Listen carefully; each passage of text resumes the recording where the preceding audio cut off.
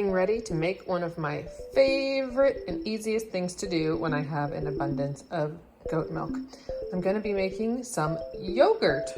It's amazingly simple, and you can use really whatever quantity of milk you have on hand, and you can make this batch smaller or bigger, and within about 5 hours you can have yogurt pretty much ready to eat. So what I need today is decent sized pot, spatula. I've got a submersible thermometer. Absolutely love this. A candy thermometer would work also. I've got a gallon of our raw, unpasteurized goat milk, fresh. You're going to need a culture. I'm going to go ahead and use some Nancy's whole milk yogurt as my culture. You do need to make sure it has live active cultures. Some brands claim to, but they don't. Another option is freeze-dried cultures, which you can get from the New England Cheesemaking Company. I'll include a link to their site.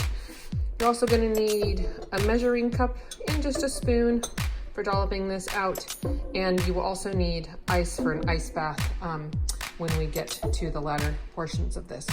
So first I'm going to start by pouring in my gallon of milk.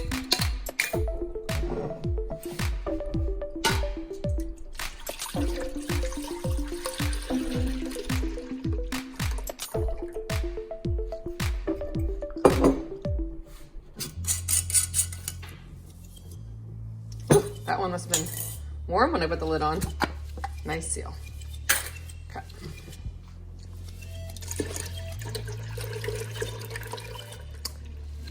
And then I'm going to go ahead and turn my stove. Notice I'm not doing a water bath with this. This is directly on my burner.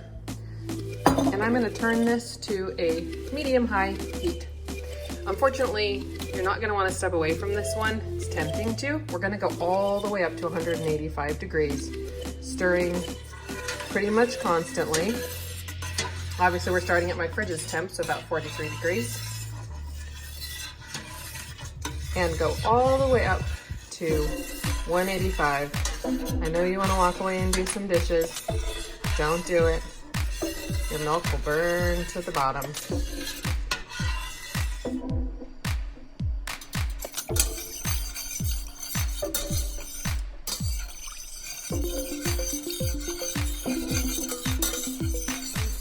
I'm going to go ahead and take a 1/4 cup of my yogurt. Notice I'm using a plain yogurt. We don't want to use something that is sweetened or has fruit in it or anything like that. So make sure you get something plain. Also, don't be too worried about being precise on the measurements. As we're getting closer to 185, you can see that we're getting frothy and steamy. I can also feel the milk wanting to stick to the bottom, so stirring, stirring, stirring is absolutely critical. We're on the final watch here at 181. You'll see this goes really quickly.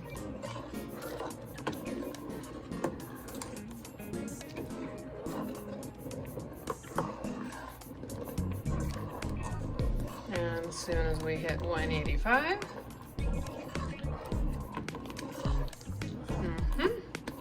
I'm going to turn the stove off. I'm going to take this pot and put it in my sink and bring my thermometer with me.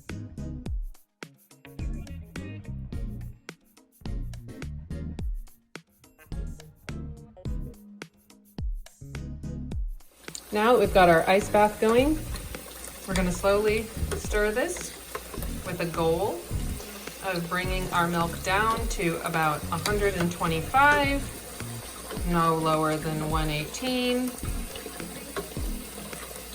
Sometimes you might have to add more cold water, but not usually if you have enough ice. You want to do this over a period of about 5 minutes. We are crash chilling it, but we don't want to drop it so dramatically that this happens too fast or too slow. And this is why we brought the thermometer with us. So remember, we were just at 185. Let's see, we're already down to 156. I also brought over my yogurt culture.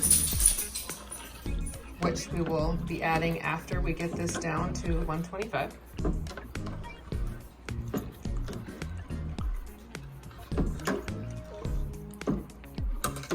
A lot of my ice is moved to the front here. I'm gonna move that around more equally around our pot.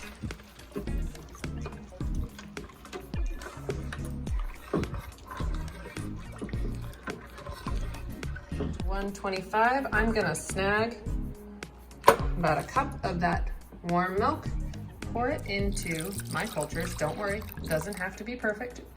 I'm gonna go ahead while I stir this together. I'm gonna go ahead and take my pot out of the sink so it doesn't chill anymore.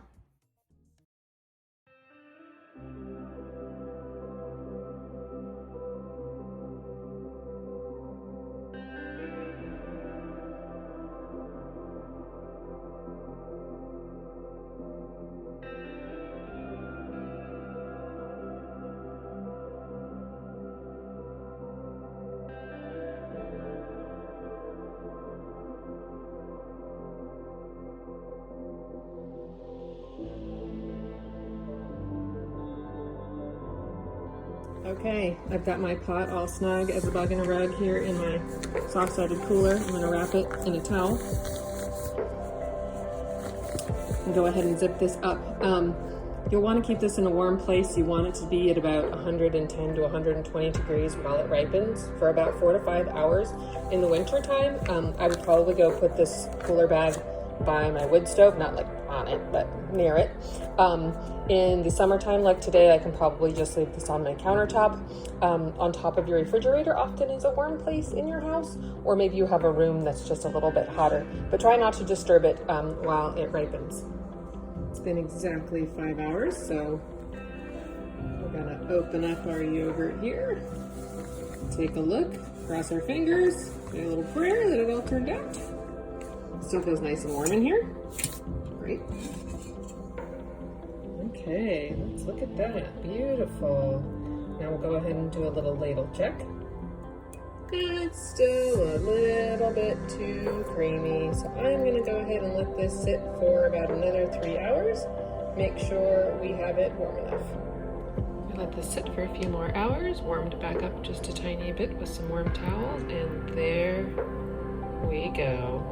Now we have a beautiful yogurt texture.